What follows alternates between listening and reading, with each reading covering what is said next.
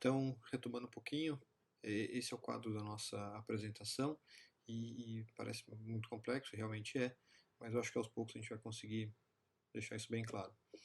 Quando a gente fala de personalidade, relembrando, a gente está falando de dois elementos importantes do temperamento, que são as questões de comportamento, de cognição, de atitudes, enfim, de afetos que são herdados, que têm um caráter hereditário, genético, e o caráter que tem uma questão que é muito mais aprendida, mais voltada ao desenvolvimento em relação ao meio, e na verdade a personalidade é o misto dessas duas coisas, né? A gente pode entender a personalidade como o comportamento, cognição, os afetos, a forma de se relacionar do indivíduo que leve em consideração esses dois elementos, o temperamento e o caráter.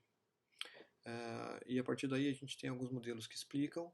A gente já falou do Cloninger e do Eysenck, e eu vou apresentar o modelo dos 5 fatores, porque a edição atual do DSM coloca isso como um modelo muito importante, talvez seja o que vai, nos próximos anos, nortear aí o desenvolvimento das pesquisas no transtorno de personalidade. Uma outra questão que o DSM coloca hoje e que a maioria dos estudiosos na área de personalidade enfoca é que a funcionalidade envolve dois elementos principais, que é do sujeito com ele mesmo, que é o self, e do sujeito com as outras pessoas, com a comunidade, com a família, enfim, que é a funcionalidade quanto à esfera interpessoal. Então, tanto o modelo dos 5 fatores e a funcionalidade em relação a si mesmo, o self, e a esfera interpessoal são elementos essenciais para a gente entender os transtornos de personalidade. Mas isso acontece na personalidade normal. A funcionalidade e os tipos são questões não patológicas, mas um desarranjo disso pode se tornar uma patologia. Então, só retomando um pouquinho do modelo do Eysenck, ele coloca 5 dimensões: o neuroticismo, que tem mais a ver com a ansiedade, com a habilidade emocional, a extroversão, que tem a ver com maior capacidade de comunicação, de disposição, às vezes até uma busca maior por atenção. O psicoticismo, que muitas vezes está relacionado com um certo descuido, com crenças, enfim, particulares. A questão do grupamento persistente, que é o sujeito que busca desafios, enfim. E a questão do dependente, que está sempre buscando aprovação e algum afago nas relações interpessoais. O modelo dimensional dos 5 fatores, que é um dos modelos que mais tem sido estudados em relação à psicologia nessa área, e a psiquiatria tem adotado ela, é um modelo que coloca 5 domínios e 5 tipos de personalidade, traços de personalidade, desculpa, que é o neuroticismo, ou instabilidade emocional, a extroversão, a abertura para a experiência, conscienciosidade e amabilidade. Alguns locais colocam afabilidade. Falar um pouquinho disso, né? Então, o neuroticismo, da mesma forma que o Eysenck, é isso, né? Um comportamento mais ansioso, mais lábil, hostil, inseguro, tem uma tendência a maior ansiedade, a uma autodepreciação. Ele é um traço de emocional mais instável, e isso acontece em alguns sujeitos têm esses traços bem marcantes ao longo do seu desenvolvimento. A extroversão, que é um traço em que o sujeito acaba tendo uma maior facilidade para se comunicar ou para se mostrar, enfim, mas em geral são sujeitos que buscam um pouco mais atenção,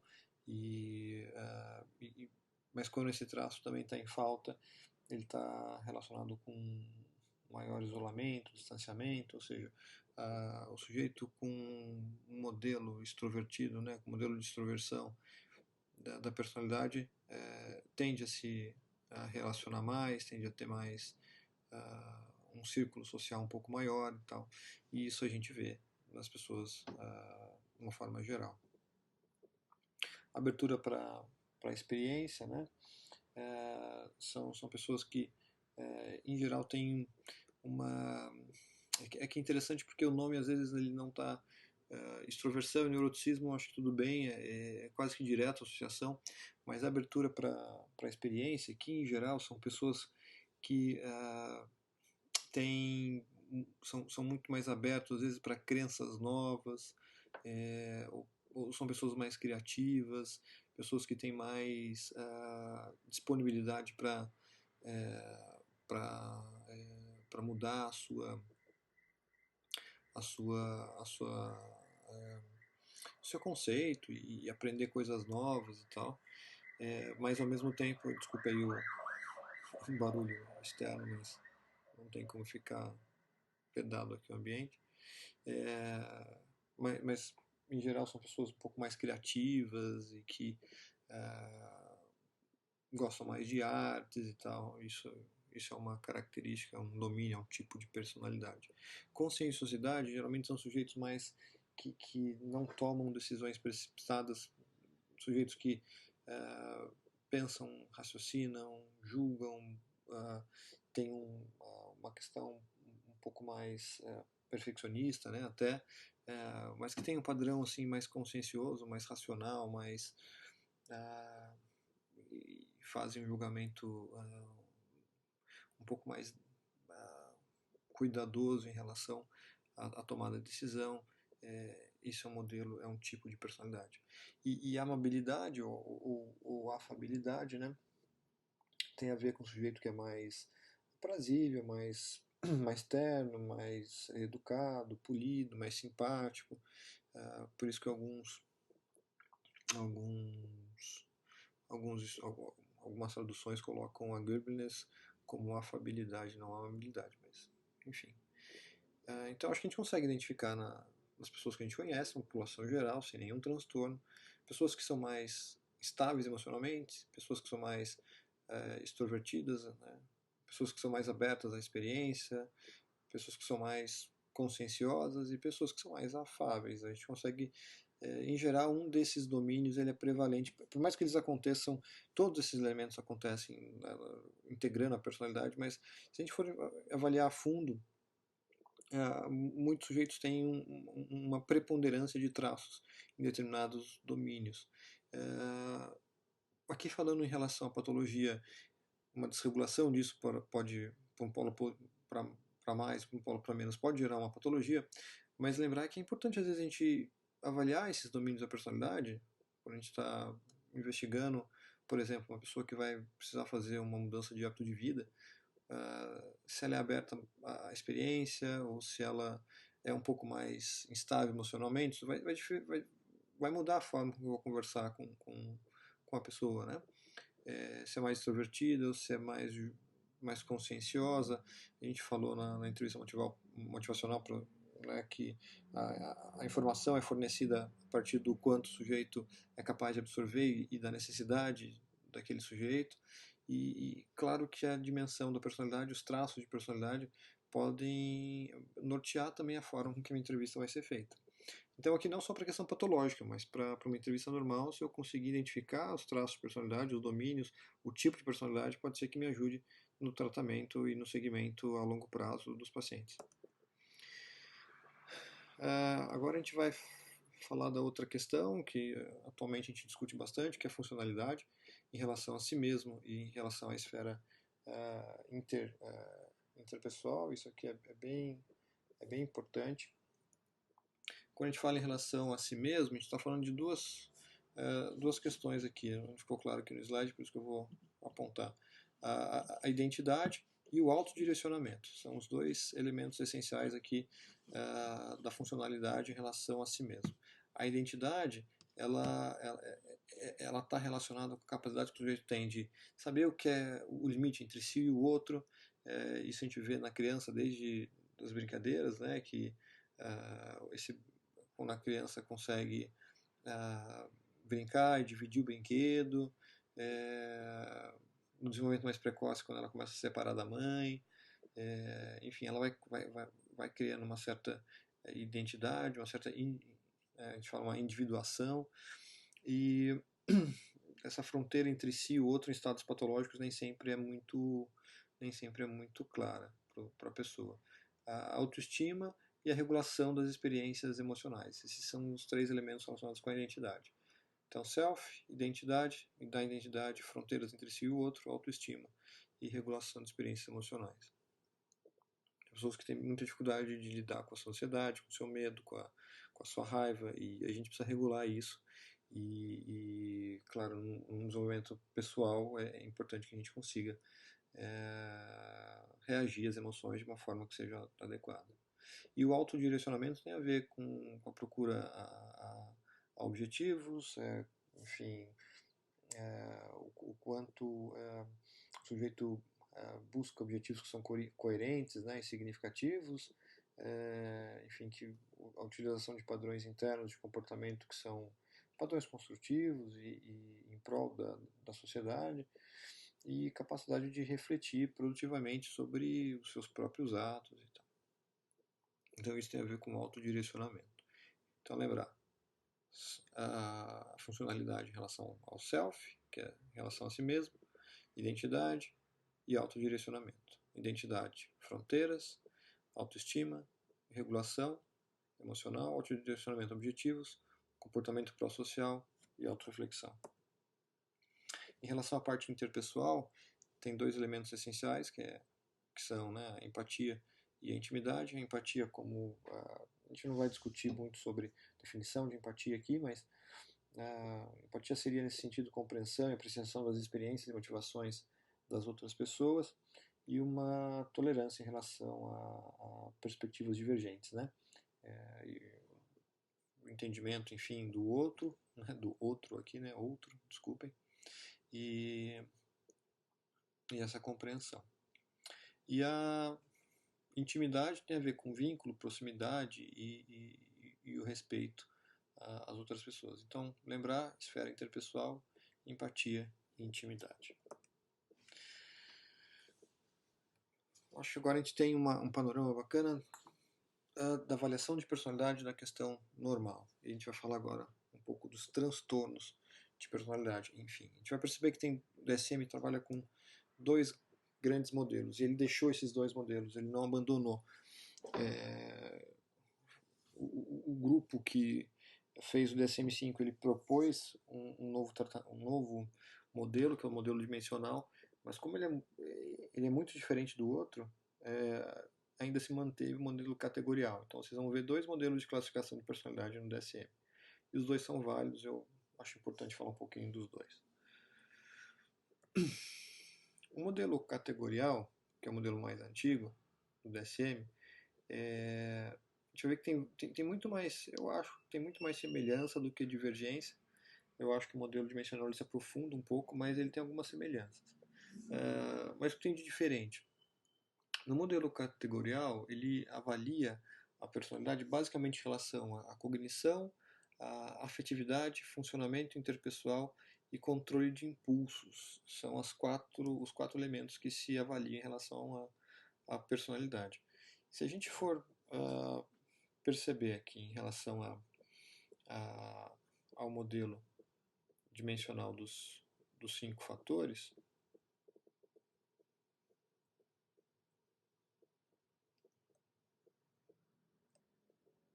em relação ao modelo dimensional aqui dos 5 fatores,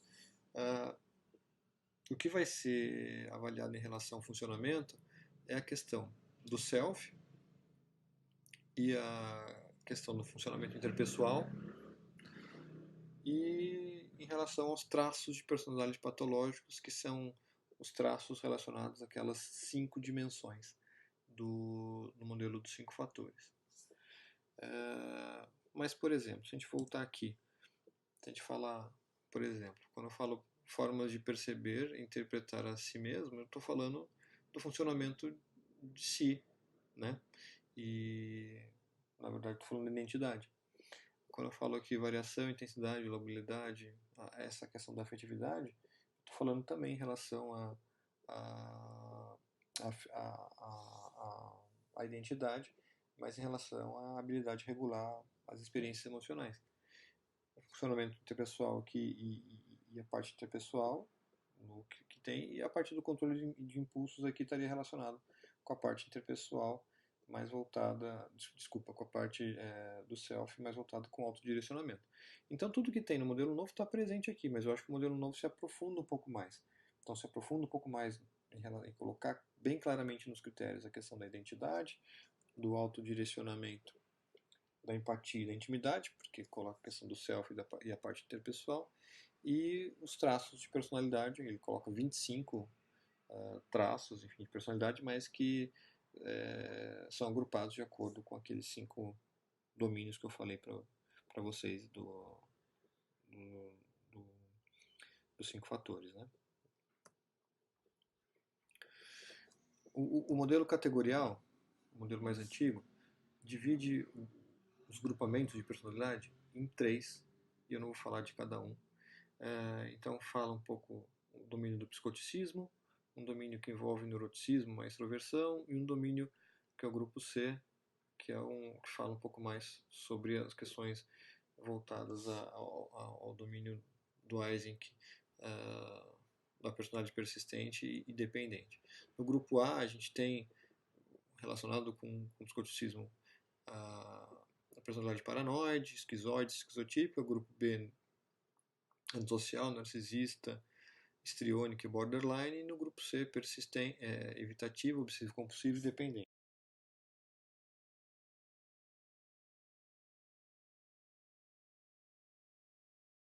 A classificação mais recente do, do DSM, né, que envolve os cinco fatores, a gente tem o transtorno esquizotípico, narcisista, antissocial, borderline, evitativo e obsessivo compulsivo. Todos eles estão na classificação antiga.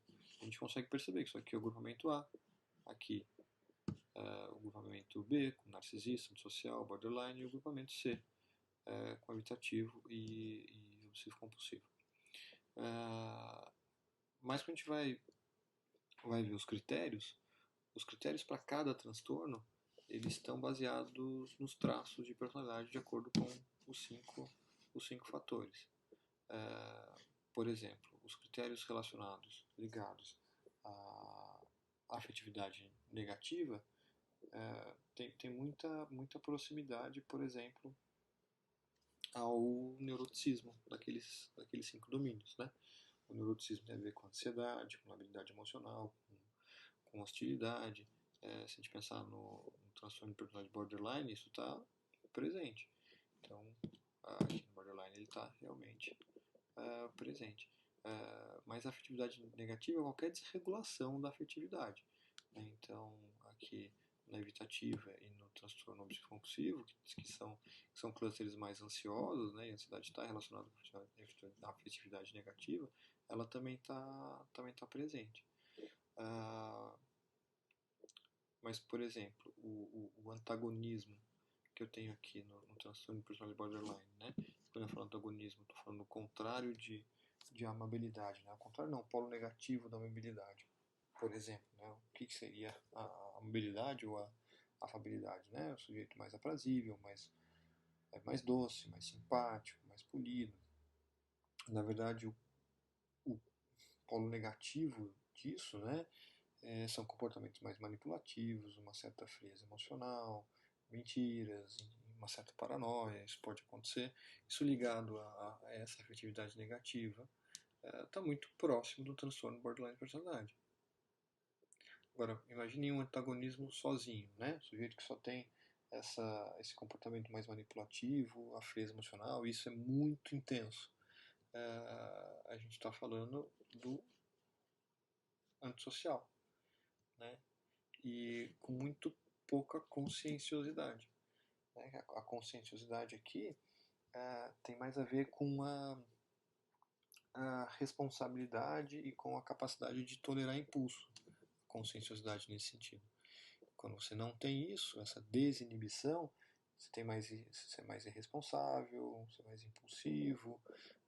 Mas na verdade aqui, quando ele está ligado, por exemplo, ao antissocial, isso reforça mais a frieza, né? Então ele não faz um julgamento ponderado daquela realidade, né? O julgamento é sempre para um benefício pessoal.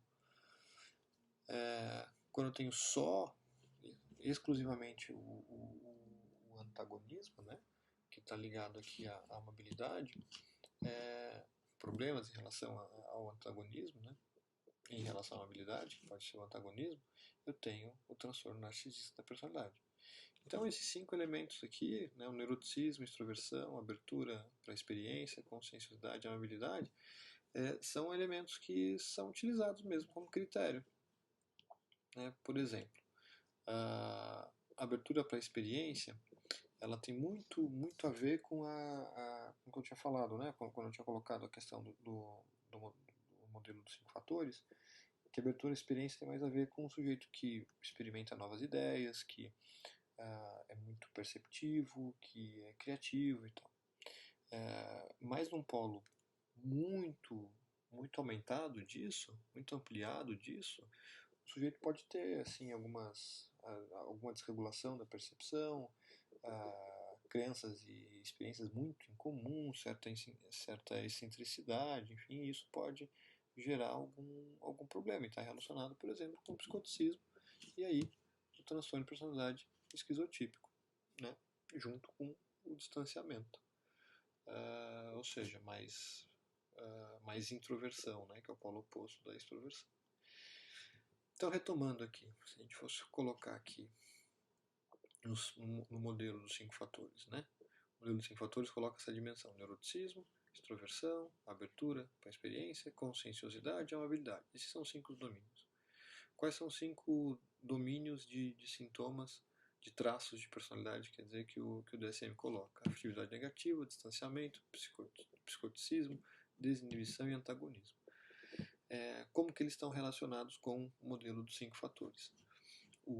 A afetividade negativa seria o neuroticismo intensificado, seria um polo intensificado do neuroticismo. O distanciamento seria um polo, por exemplo, de prejuízo da extroversão. O psicoticismo seria um polo ampliado, amplificado da abertura à experiência. A conscienciosidade, que por exemplo, estaria ligado com um polo negativo, que seria uma certa irresponsabilidade, uma falta de julgamento, impulsividade. E a amabilidade, um polo também negativo, que seria daí o antagonismo, que seria mais comportamento manipulativo, frieza emocional. Então, isso para a gente entender como que os transtornos se classificam, tá? Mas nós temos características que são gerais, precisam ser obedecidas para que a gente tenha um transtorno de personalidade. Aqui são as características gerais.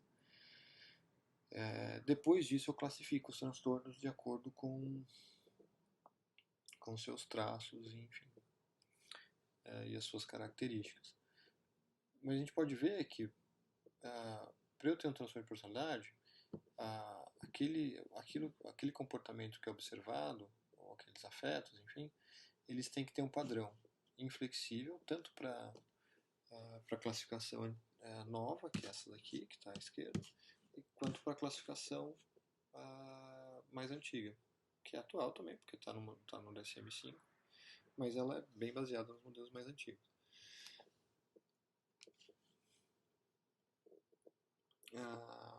Um padrão estável de longa duração, isso já estava no modelo anterior, aparece também, relativamente estáveis. O que o modelo atual coloca é a questão do relativamente inflexível e relativamente estável. Aqui não, o padrão persistente é inflexível e aqui ele é estável. O que a gente vê é que a personalidade tende a ser inflexível, tende a ser estável, mas algumas pequenas ou poucas variações podem acontecer. Até mesmo porque ao longo da vida o transtorno de personalidade ele pode melhorar, né? Pode se adaptar, o sujeito pode se adaptar. Essas questões aqui se mantêm, não são mais bem explicadas por outro transtorno mental, isso está nos dois. Não são atribuídos a efeito fisiológico de uma substância ou outra condição médica, isso está nos dois.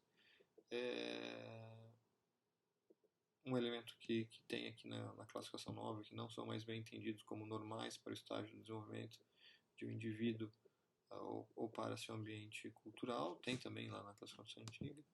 Um padrão persistente de experiência interna e comportamento que desvia acentuadamente das expectativas da cultura do indivíduo, então a questão cultural está presente nos dois. Então a grande maioria dos critérios está ali presente. O que muda mesmo é que a base para caracterização a partir do modelo atual é um prejuízo do funcionamento do self. Lembra aqueles elementos que eu tinha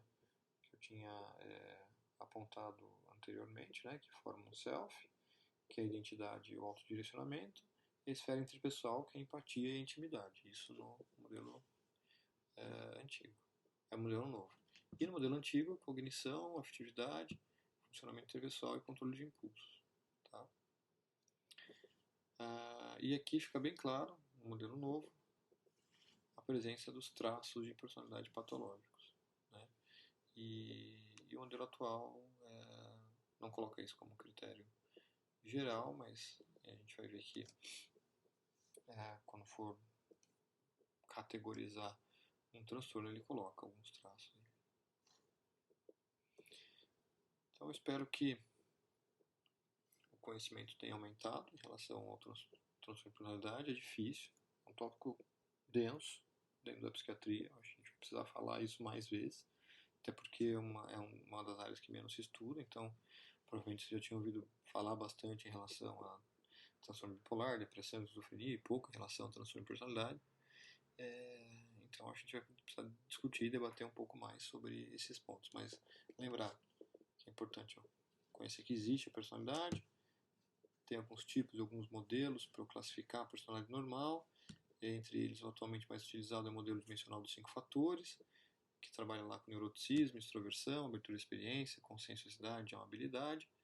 E esses critérios, eles norteiam a classificação, a divisão, né, do DSM atualmente, né, uma classificação mais nova, mais recente, e que a personalidade também tem funcionamento. O funcionamento pode ser avaliado a partir do funcionamento em relação a si mesmo, o self, e em relação à parte interpessoal, que é a relação com os outros. Né? Em relação ao self, eu tenho a identidade e o autodirecionamento. Na identidade, a fronteira entre si e o outro, a autoestima e regulação das experiências emocionais, o autodirecionamento, os objetivos, comportamentos pró-sociais e a autorreflexão. E na esfera interpessoal, a empatia, né? E a capacidade de formar a intimidade. Quando eu tenho uma desregulação da funcionalidade, né, mais a desregulação da funcionalidade em relação à identidade, autodirecionamento, empatia ou intimidade, mais tipos disfuncionais de personalidade, eu tenho um transtorno de personalidade. Se a gente for usar aqui a classificação mais atual, prejuízo do self, prejuízo moderado ou grave no funcionamento do self, a esfera interpessoal, mais problemas em relação aos traços de personalidade. Esses traços aqui tendem a ser patológicos, e aí os traços patológicos são aqueles que eu tinha comentado aqui na avaliação dimensional, né? Afetividade negativa, distanciamento, psicoticismo, desinibição e antagonismo. E aí, questão de ela ser inflexível, difuso quer dizer que não afeta uma área só da vida, afeta várias áreas da vida, estável, não explicado por outro transtorno, mas pode coexistir com outro transtorno, por exemplo, coexiste transtorno de personalidade mais transtorno bipolar ou depressão, não atribuível efeito fisiológico de substância ou condição médica, e não são explicados por conta do estágio de desenvolvimento do sujeito. Então é isso. Espero que vocês tenham aí aproveitado e